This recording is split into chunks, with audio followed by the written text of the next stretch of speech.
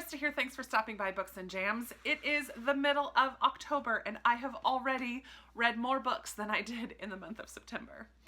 I'm going to tell you today about the 6 books that I finished so far this month because I don't want to wait till the end of the month to talk about them.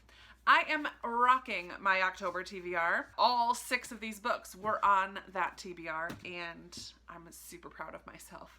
So let's just jump right in. The first book I completed right at the beginning of the month. It might have even been October 1st or 2nd that I flew through Behind Closed Doors by B.A. Paris.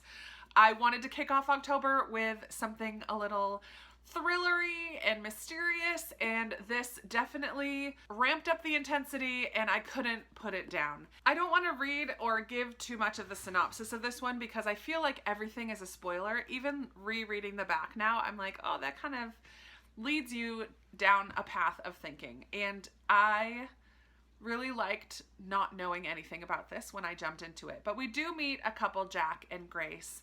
They're relatively newlyweds. I think they've been married about just over a year or 2 years. Just over a year, I think.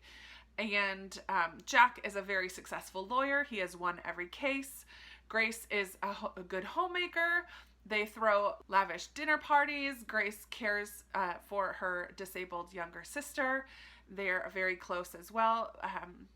However, you start to realize Jack and Grace are inseparable, and some may play that off as they are newlyweds and can't get enough of each other, but is there something else going on? You learn all about that in this book. It is a lot darker than I expected, hard to read at times, but definitely a page turner, definitely high intensity, definitely a lot of fun in a way that twisted things can be fun for readers in the month of October, I guess. I really enjoyed reading this book and I gave it 4 stars. The next book I completed was the book for my Goodreads read-along group in the month of October, and I read The Dry by Jane Harper. I had heard such wonderful things about this one, and this is much more of a mystery than a thriller. I don't think I would consider it a thriller at all. This book takes place in Australia during a drought, clearly, hence the title, The Dry. And we follow this man, Aaron Falk, mainly as he's a federal agent, and he returns to his hometown for the funeral of his childhood best friend, Luke. It appears as though Luke has shot his wife and young son and then killed himself. So the whole town is kind of turned against this family. Luke's father sends a cryptic message to Aaron saying, "I know you lied," and brings him back home. So what we have this mystery throughout this book of what did Aaron lie about? What did Aaron and Luke lie about when they were younger? And Aaron has not been to this town since he was in high school. He has not returned at all. So we're trying to find out throughout the course of this book. We're trying to find out what really happened with Luke and his family. Did Luke really shoot them? And also we follow this kind of backstory of events from their childhood, involving some of their other friends as well, and the death of a young girl who was one of their close friends. All along, I kept trying to figure things out as one does, and I didn't figure it out until the reveal. But what I loved about this book is the setting and the sense of desperation that you feel because of this drought. The whole town, the way that they're acting and responding to each other ultimately is stemming from this place of desperation. And you really feel the heat and the dryness and the crisp crackliness of conversation and the weather and everything. It just was so spectacularly done. I definitely gave this 5 stars. I am very eager to continue reading more from Jane Harper. Then I turned on the tears with A Fall of Marigolds by Susan Meisner. This was a beautiful story that follows 2 different women in 2 different time periods whose stories kind of parallel each other's. We follow Clara in 1911 and we follow Taryn in September 2011. Both have experienced a level of trauma. Clara was present at a tragic fire where she lost a man that she had fallen in love with. And Taryn was at the scene not in the towers, but she was at the scene of the Twin Towers. She saw the plane hit the second tower during the terrorist attacks in 2001. And both of their lives kind of take the same path in a different way. But Clara, who was a survivor of this building fire, moves to become a nurse on Ellis Island, and she kind of separates herself from the world and lives in this, what she calls kind of a middle place, where she doesn't have to move forward and she can kind of hold on to those memories of the past. And Taryn, in a different way, has that same kind of experience where she doesn't allow herself to really fully move forward and holds on to the past and kind of finds herself stuck in this middle place. And we just follow both of these women as they come to grips with the things that they had to experience and find their way towards resolution and moving forward, and how that's going to look. It was very emotional, beautifully written. I love Susan Meisner. This is the second book that I've read from her, and I'm very eager to read more, and I gave this one 5 stars. Beautiful. Then I read kind of a lighter, fun read that also had some emotional depth to it a little bit as well, and that was Things You Save in a Fire by Catherine Center. I'm super proud of myself because this came in my September Book of the Month box, and I read it right away in October. I did not wait a year. In this one, we follow a woman named Cassie who starts out the book living in Austin, Texas as a part of a firefighter crew in a firehouse in Austin, Texas, where they're very progressive and liberal and open-minded, and she's a very active and integral part of their crew. Then her estranged mother contacts her and asks her to come live with her for a year in Boston, just north of Boston. Cassie definitely does not want to do this at the beginning, but feels a little bit obligated and does end up moving to the Boston area. Starts out in a new firehouse, gets a job in a new firehouse where they are much more closed-minded. I want to say definitely not open to the idea of a female firefighter. Cassie has to constantly prove herself, and she's very talented at what she does.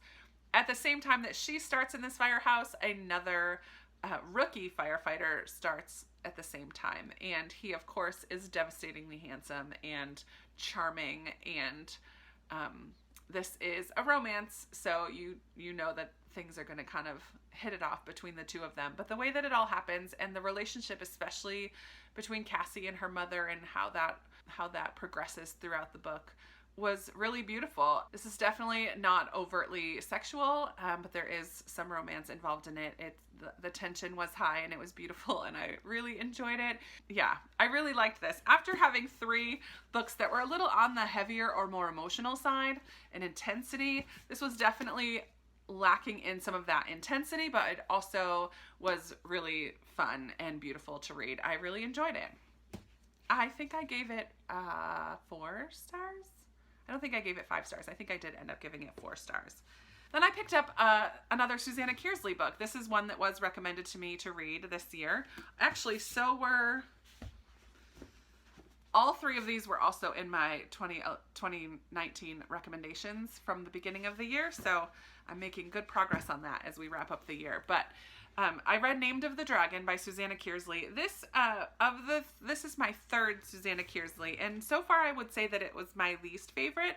The other 2 definitely dealt with some aspect of time travel, or time play was kind of part of that. This one had a little bit more sort of mythology. Yeah, like King Arthur and dragons, obviously Named of the Dragon.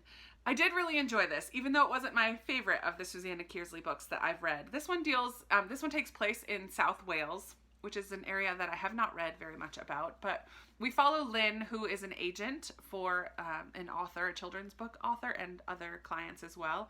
She goes with this author, who's kind of a friend at this point, but she goes with Bridget to South Wales for the holidays. Bridget is a very high maintenance client, and all the other agents in her company are glad that they're not the one that has to deal with her. However, that's a minor point to the story. Lynn goes to this place called Castle Farm in a small town in South Wales, where there's also a young widow living there with her baby. Now, Lynn has lost a baby of hers 5 years previously, and also is a widow herself. It's a book for book lovers because the main characters are all involved with writing in a sense. They go stay with James, who's a writer, and Gareth is another man who's there, who's a secretive playwright, kind of reclusive playwright. Lynn herself is an agent. Bridget is a book author as well. So books and the process of writing books and getting them published play a part in this. It's a minor part.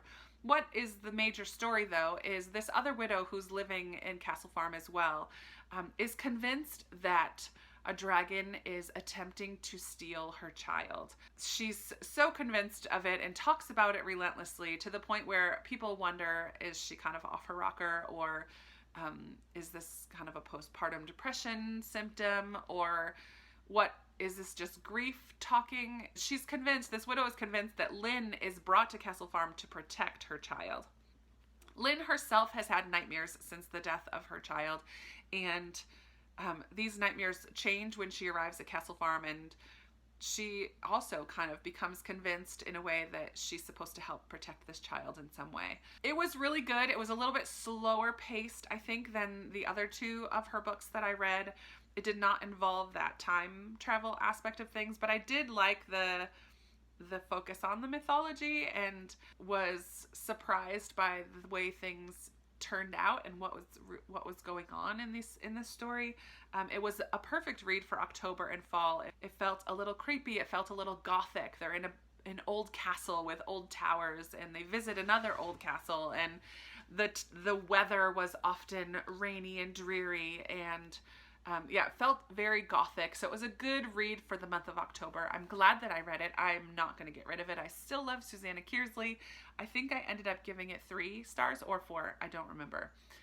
It might even be 4. I think I still really enjoyed it. I just not quite as much as the other ones of hers that I've read.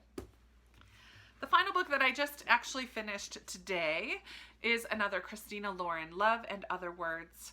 I was thinking this was going to be a light, fluffy read, and in some respects it is. However, there is definitely a depth to this one, and I found myself crying at the end. In this one, we follow 2 timelines. So we follow Macy in a present day, and then we kind of go back and forth each chapter, like now and then.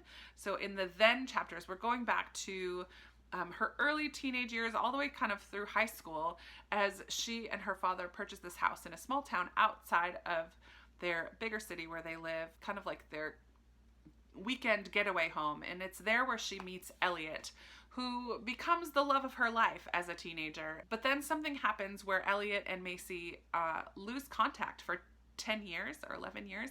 And then they, out of the blue, run into each other back in Berkeley and at a coffee shop, and things tumble and go, like, things are just not the same from there. So we're kind of wondering what happened in the past that caused this rift, because we're watching in the then chapters, we're watching this budding friendship. And Macy's mother passed away when she was quite young, and she finds it hard to connect with people who will let her walk through that process of grieving and missing her mom and being an only child with a dad. Elliot comes from quite a large family, and they live right next door in this weekend home. But we watch Elliot and Macy's friendship grow, and just their love of books was so wonderful. They're definitely book nerds together. One of the questions they always ask each other whenever they connect over the weekends is, what's your favorite word? And that plays a part all the way through the story. We learn that both of their lives have kind of been put on hold in different ways, even though they hadn't been in contact for 10 years. They're continuing on through life, but just something happened that caused this big rift. And so it kept me reading because I wanted to know what was going on. There's not sex scenes all the way through this. Definitely the tension builds beautifully. It does get a little graphic towards the end between the love interests here. So yeah, it gets a little steamy. But it doesn't last for very long, and it's not all the way through the book. And I definitely loved this and gave it 4 stars. So here are the 6 books that I've read so far in the month of October. I am rocking it. I am in the middle of 4 others right now. 2 of them are buddy reads, 5 others, plus my Counting Monte Cristo audiobook, which I haven't really listened to in a couple days, but I'm in the middle of quite a few more, so this is going to be another big reading month for me, and I'm not sad about it. So there you go. I would love to chat with you about any of these 6 books, or what is it that you're reading so far that you're loving this month. I'm really excited to chat with you about what you are reading. So let's talk in the comments below, and give this video a big thumbs up, subscribe if you haven't already, and I will be talking to you in another video very soon. Bye!